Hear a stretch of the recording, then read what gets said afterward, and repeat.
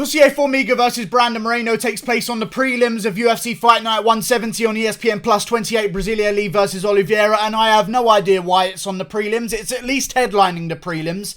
That just isn't good enough for me because you have guys like fucking Trinaldo versus McDessie on the main card. I don't understand, but whatever. I would much rather see Renato Moicano headline the prelims, but you know what? It's only a title elimination bout in Brazil, with a Brazilian guy who's beaten the guy who's now considered somewhat champion in Deiveson Figueiredo. Jussier Formiga beat Deiveson Figueiredo. He's fighting in a title elimination bout right now with Brandon Moreno, a streaking contender who's been on fire since his return after he had a bit of a layoff.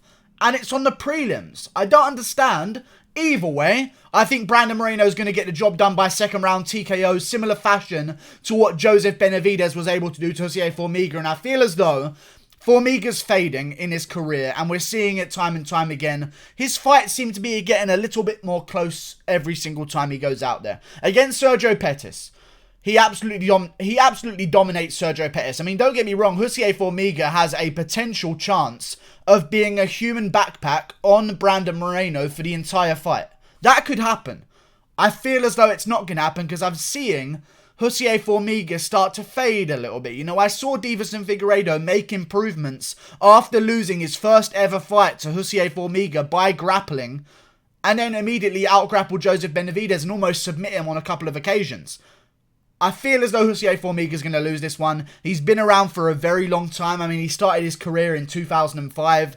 25 years of career. I mean, that is a tough one. He's 34 years of age, which in normal divisions doesn't mean much. I mean, you've got Tony Ferguson fighting for the title at 36, but in the flyweight division, I'm telling you guys, youth means way more. Youth means so much more in the flyweight division, because when you're in the flyweight division, what attributes do you need? You need technique, and you need speed and reaction time. That's the one thing that goes with age. You always hear people talk about, last thing to go is the power, last thing to go is this.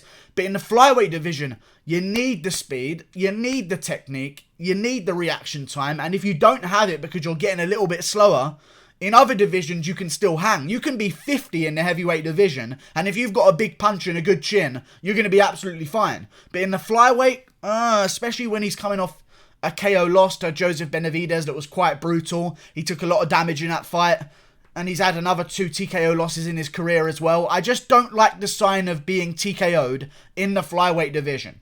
I really don't like it, because in the flyweight division, if you're being TKO'd, you shouldn't be getting KO'd by flyweights, period. Like, ever. Like, that is a real worry for me when I see a guy with KO losses on his record in the 125-pound division. It really does worry me. But then you got guys like Brandon Moreno, who's never been finished in his entire career. He's lost 5 decisions, but right now he's on a bit of a streak, including a big win, in my opinion. Let's look at Brandon Moreno's side of things. Coming off a huge win over Kai Kara-France, first of all. Great performance. Kai Kara-France is a guy who's, I think, 4-1 in his last 5. He's dominating the flyweights right now, and Brandon Moreno took that steam away from him after, in my opinion, beating Askar Askarov, because they gave it a draw. But I've watched that fight a couple times now. Brandon Moreno fucking won that fight, okay? And I don't see an argument for Askar Askarov. Brandon Moreno won the fight. He got the job done. That's another big win over Askar Askarov. And Askar Askarov, how many times do I have to say his fucking name? Jesus Christ. Is a savage, an undefeated monster who just beat Tim Elliott and dominated him for 3 rounds. You know, like, it's tough. Tim Elliott was a guy that went 5 rounds with Demetrius Johnson and almost finished him on 2 occasions. Like, Askar Askarov's out here dominating Tim Elliott, who's a big guy for the flyweight division. And Brandon Moreno just scored him, in my opinion, and got an easy win. I have no idea how they scored it a draw, but you know what? Whatever, I guess. It was in Mexico as well, which is weird, because you think if there would be any kind of weird decision, they'd give it towards Moreno, but they didn't. They gave it a draw, which I don't understand. It was quite a close fight, but I thought I scored it quite clearly for Moreno. Either way, before that he beat another guy outside of the UFC when he got dropped, and then immediately came back into the UFC. I like it. He got dropped after losing to Alejandro Pantoja and Sergio Pettis. Back then, it didn't mean as much. You know, like, losing to Sergio Pettis and Alejandro Pantoja is not a bad thing.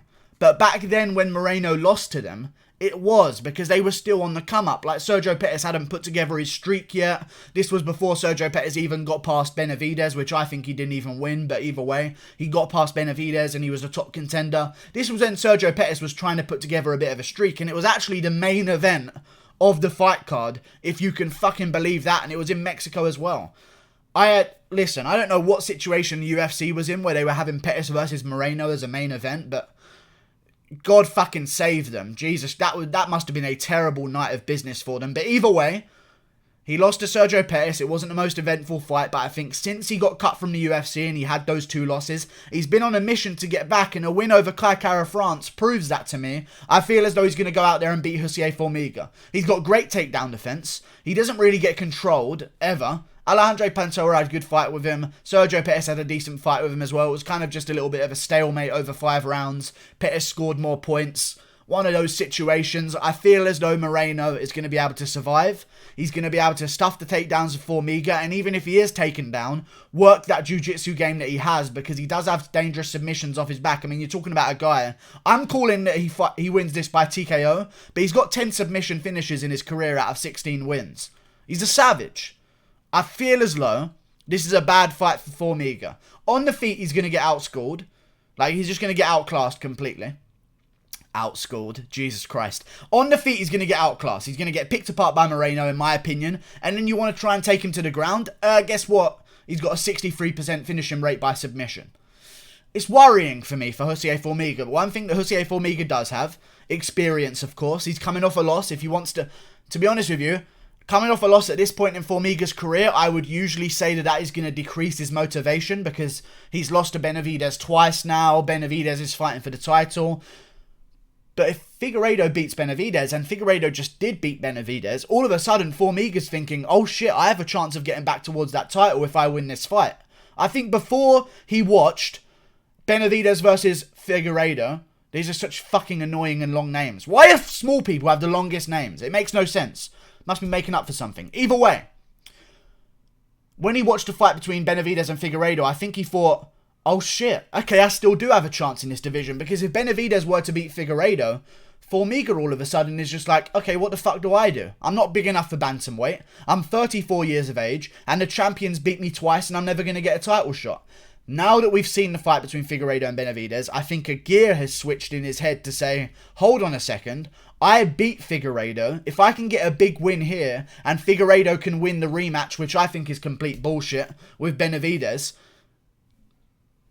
then Formiga's going to be laughing. He's going to get an easy title shot against a guy he's already beaten who's champion. They have to make that fight in Brazil, and he's going to get it, and I like it. I like this fight. I feel like this winner of this fight should get the title shot against Stevenson Figueiredo rather than the Benavidez rematch, because Benavidez doesn't deserve a fucking rematch. He got KO'd in the second round. I don't care if Figueiredo missed weight. I really don't give a fuck. I do. Don't get me wrong, I do. But in terms of a rematch, I don't. I don't care. I don't think it warrants a rematch. We've seen guys miss weight for title belts before. Doesn't mean that they give him a rematch. Not to mention, Benavidez isn't some dominant champion. Benavidez was challenging for the world title. You know? Like, why are we were questioning giving Max Holloway a rematch. You know? Why are we giving Benavidez an immediate one? Either way, they want to do the fight. Everyone loves Benavidez backstage because he's husband with a woman who works in the UFC's microphone holding game. I don't know what to describe it as. Not really the press. What is Megan Oliveira?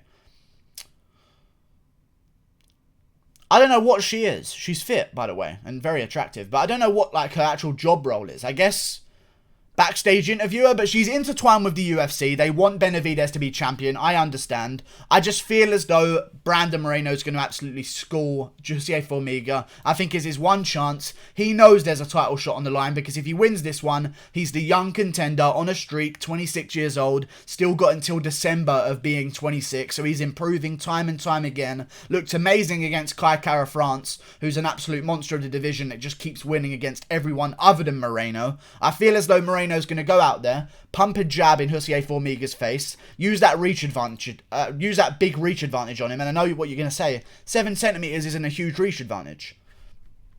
It's like 2.5 inches, really. It's flyweight division.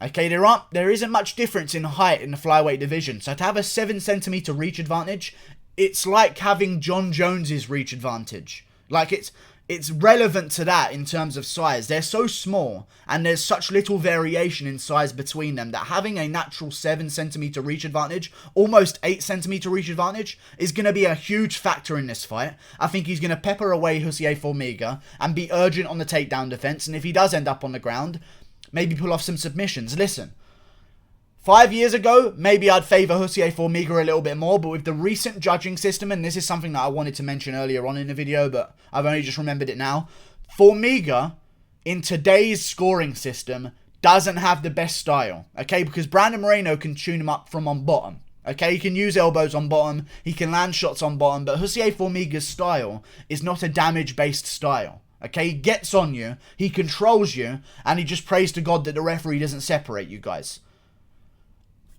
I don't like that in the judges' eyes. I really don't like that in the judges' eyes. I know they're in Brazil, but I still think Brandon Moreno's going to go out there, get the job done. A judge's decision, in my opinion, is out of the question for Formiga. I think Brandon Moreno's going to TKO him in the late second round after Formiga gasses out a little bit from all the fucking jabs in the mouth from Brandon Moreno. Good job. I hope Brandon Moreno wins, and I hope he gets a title shot after this one, but if he doesn't, then I don't know what's wrong with the UFC. Maybe do him versus Pantoja. I have no fucking idea. He should get a title shot, but either way, they're going to do the Benavidez-Figueiredo rematch, which is just going to stall up the division for even longer because Benavidez just got KO'd. He's going to have to take a lot of time off. So fuck it. They want Benavidez to be champion, so they're just going to be biased towards him. Fuck Benavidez, in my opinion. Figueiredo missed weight. Either way, just make him fight for the title versus someone else. He KO'd. We just watched it. Okay, I don't care if he didn't drain himself 2 pounds more. Okay, I know it's a bad thing to miss weight, and he doesn't get the title, and that's his punishment. Why does he have to rematch a guy he just KO'd in the second round? I don't get it. I really don't. And people talk about, oh, the headbutt. The headbutt was the reason that Benavidez lost. I picked Benavidez to win by 3rd or 4th round TKO, and I thought he was going to actually finish Figueiredo in the later rounds. I could see the direction that fight was going in before the headbutt even happened. Figueiredo was going to dominate him, and he was going to do it in the rematch, and he was going to do it regardless of the headbutt. Like, a lot of people put a lot of weight on that headbutt, but it opened up a cut on your forehead. Don't come in head first, Benavidez, and that won't happen. Like, whatever. I don't like it. Everyone's just being a little fucking Benavidez shill. I don't understand. Like and subscribe. Team Moreno, I think he gets it done by 2nd round TKO. Click that button there. Goodbye.